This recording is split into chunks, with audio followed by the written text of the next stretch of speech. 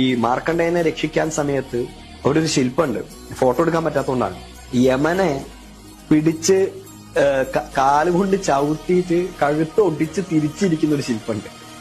കണ്ടാൽ നമുക്ക് മനസ്സിലാവും എത്ര ഘോരമായിട്ടാണ് യമനോട് പെരുമാറിയത്.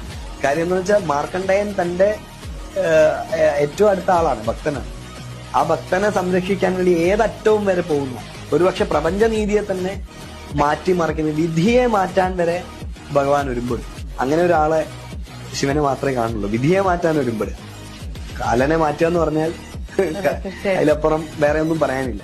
അങ്ങനെയൊക്കെ നോക്കുമ്പോൾ ഒരുപാട് പ്രത്യേകതകളുള്ള, ആശ്രയിക്കാവുന്ന ഏറ്റവും ശക്തമായ ഒരു ആളാണ് ശിവൻ.